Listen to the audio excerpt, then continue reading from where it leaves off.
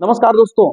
आजकल यूपीआई से पैसा सभी लोग ट्रांसफर करते हैं। आप भी पैसा ट्रांसफर करते होंगे और फिर उसके बाद अमेजॉन, फ्लिपकार्ट तमाम वेबसाइट से सामान भी खरीदते होंगे। लेकिन खुदा न खास्ता किसी के साथ, हो सकता है हुआ भी हो, किसी के साथ कोई ऐसी दुर्घटना हो गई, जालसाजी हो गई कि उसके खाते से पैसा जालसाजों ने उड़ा दिया, तो उसमें क्या करना है क्या नहीं करना है, वैसा ही केस एक आदमी के साथ हुआ। और ये सुप्रीम कोर्ट ने क्या जवाब दिया और पैसा उसका कैसे रिकवर हुआ, ये जानने के लिए पूरा वीडियो देखिएगा। क्योंकि ये दुर्घटना, जालसाजी किसी के साथ भी हो सकती है, आपके साथ भी हो सकती है, आपके रिश्तेदारों के साथ, आपके दोस्तों के साथ, किसी के साथ भी हो सकती है। लेकिन उसको जान भाई कहाँ शिकायत करना है, क्या करना है, इस केस में क्या हुआ, वो जानने के लिए पूरा वीडियो देखिएगा। इस केस को पूरा समझिए। एक आदमी ने जो है सामान खरीदा, ऑनलाइन वेबसाइट से सामान खरीदा, ठीक है। फिर उसके बाद उसको पसंद नहीं आया सामान, उसको वापस करना चाहा। वापस करने के लिए तमाम जो है उसके कस्टमर केयर वेबसाइट पे जाके जानने की कोशिश किया। फिर उसको कहीं से नंबर मिला, फोन किया, फ्रॉड कॉल आया और 94,204 रुपए उसके खाते से उड़ गए। अब क्या करना, उसने क्या किया, उसी के उसी दिन, भाई उसी के उसी दिन बैंक से जो है एसबीआई में शिकायत किया। तो एसबीआई ने नहीं माना है। उसने कहा कि इन्होंने एमपिन साझा किया है और सारी डिटेल दी है, इसलिए जो है हम इनका पैसा लौटा नहीं सकते, हम इसकी जिम्मेदारी नहीं लेंगे। लेकिन क्या हुआ कि गुवाहाटी हाईकोर्ट ने कहा कि देखिए आप ही जिम्मेदार होंगे, क्योंकि जो खाता धारक है उसने जो है आपको तुरंत खबर दी है। हुआ क्या था कि उसने जो है नंबर दिया कुछ, उसने एप्लीकेशन डाउनलोड करने के लिए बोला और उन्होंने एप्लीकेशन डाउनलोड कर दिया। जैसे डाउनलोड कर दिया, हैंग हो गया फोन और फिर उसके बाद सारा पैसा उड़ गया। तो गुवाहाटी ने कहा कि नहीं भैया, बैंक को जो है पैसा देना होगा, क्योंकि कस्टमर ने सही समय पे शिकायत किया है। तो फिर उसके बाद उसी के उसी दिन, उसी क्षण शिकायत किया है।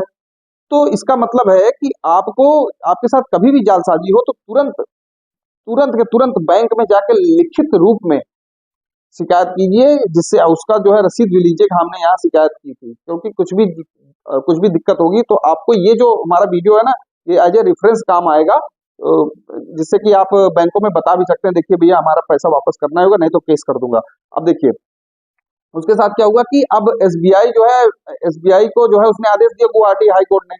अब एसबीआई ने अर्जी लगा दी सुप्रीम कोर्ट को। तो सुप्रीम कोर्ट ने कहा कि देखिए जो गुवाहाटी हाई कोर्ट है उसने जो है आरबीआई का जो सर्कुलर है 6 जुलाई 2017 का खंड 8 और 9 का रेफरेंस लेके उसने, गुवाहाटी ने जो जो फैसला दिया है कि बैंक ही जिम्मेदार है, उस पर मैं तटस्थ हूं। मतलब आपको पैसा वापस करना ही होगा, क्योंकि सही समय पर बैंक ने, ग्राहक ने आपको, बैंक को शिकायत कर दी थी। इसका मतलब ये है कि अगर आप सही समय पर शिकायत करते हैं तो आपका पैसा वापस होना ही होना है और बैंक उसके लिए जिम्मेदार होगा।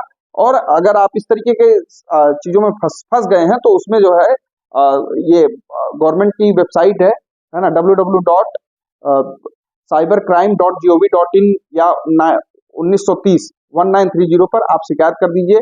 और जरूर शिकायत करिए उसी दिन, और बैंक में जाकर अपना लिखित रूप में ले लीजिए और ये रेफरेंस दीजिएगा भाई आरबीआई के सर्कुलर 6 जुलाई 2017 का सर्कुलर है, खंड 8 और 9 के हिसाब से अगर आपने सही समय पे उसी दिन आपने जो है शिकायत की है तो आपको पैसा जो है, देनदारी का मामला जो है ना, तो बैंक को देना पड़ेगा, भरना पड़ेगा। क्योंकि जो है भाई उसके कंट्रोल से बाहर हो गया, ग्राहक के कंट्रोल से बाहर हो गया ना, जब हैंग हो गया फोन, है ना, उसके कंट्रोल से बाहर हो गया, वो क्या कर सकता है ना।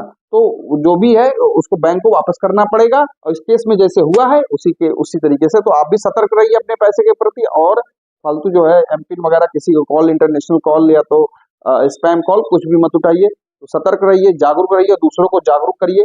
और जिस तरीके से मैं कर रहा हूं, तो आप इस वीडियो को जरूर शेयर करिए, और वीडियो अच्छा लगा हो तो लाइक करिएगा। और इस तरह की तमाम जानकारियों के लिए हमारे चैनल को सब्सक्राइब भी कर लीजिएगा। तो मिलते हैं एक नए वीडियो में, एक नए जोश के साथ, एक नई जानकारी के साथ। मुझे इजाजत दीजिए। नमस्कार।